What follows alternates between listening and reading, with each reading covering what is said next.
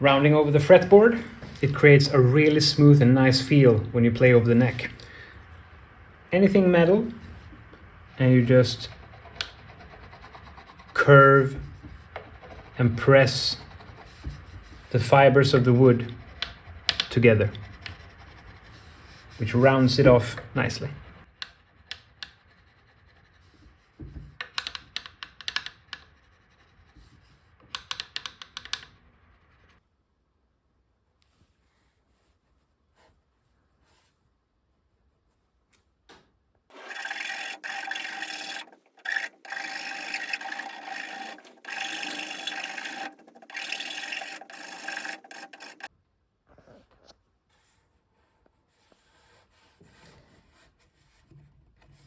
So I'm drilling the screws for the electronic cover.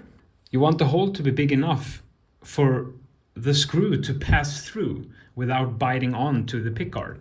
But then on the wood itself, you want a smaller diameter that's smaller than the screw, so the screw has something to bite onto. Because sometimes people either make a big hole and then it has nothing to bite on, or usually what happens is that they just use the smaller drill, but then as you screw it down, it also has to screw into the cavity itself, meaning that you don't have a piece that is biting onto the body. Instead, it's biting onto both the piece that you want to adhere to the body. So you'll get this kind of thing where you're not getting forces that's pushing into each other. It's the same when you have a bolt-on neck. You want the screw to be able to go through the hole on the body without problem, but then you want it to bite onto the neck so that the neck can tighten onto the body. So it's a good thing to note that always checking your diameters when you're drilling, what you're drilling and what you want to adhere to what. So in this instance, I'm drilling through with the smaller diameter all the way, and then I take off the cavity cover, and then I enlarge that hole for the screw to go through without problem and without biting onto the material.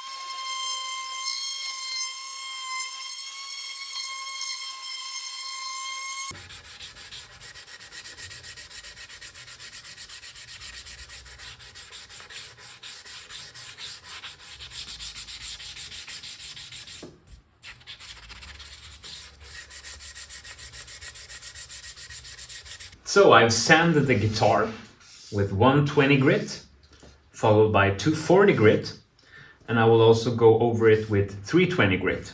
And after that, I'll start to apply the first coat of aqua coat, which will fill the pores I will use it on the body and on the neck, but not the fretboard. After that, I will sand with 320 again to get it smooth, and quite possibly do another round of aqua coat to get the body primed for spraying it white.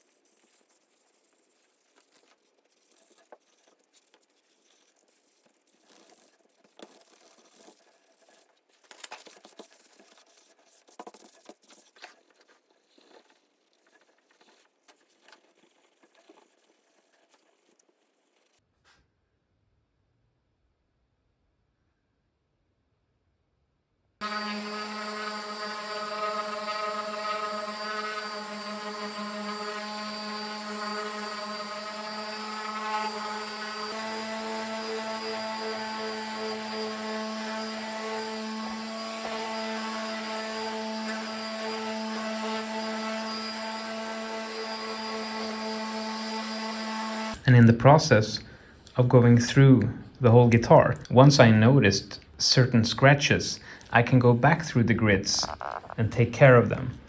So for instance, if I see a deeper scratch, I go back to 120 until it disappears, and then up the grids again.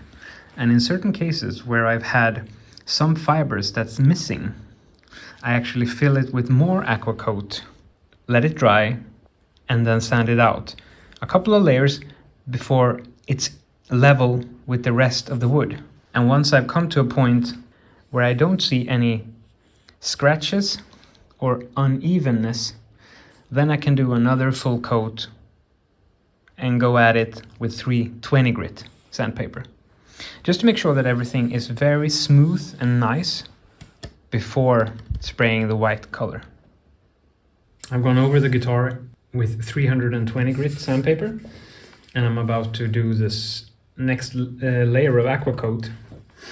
But I fished out these that I made a couple of builds ago. I made a lot of wooden volume and tone knobs, and with these, this one is a little taller, so I'm gonna shorten it a little bit, and I'm also gonna aqua coat them, because my thought is that I'm gonna paint them white as well, so that they also can be covered with artwork. And the same kind of idea with the pickup rings. Either we'll make pickup rings that will also be white, that we then can make the artwork on, or we'll just make them black to contrast with the white and accentuate together with the black hardware. We'll see.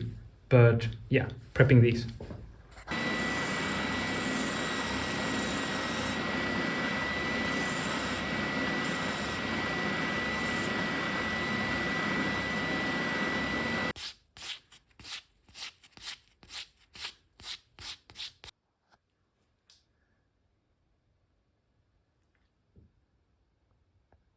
So here's the wood from the top of the guitar, and here is the wood that I used for the electronics cover on the back.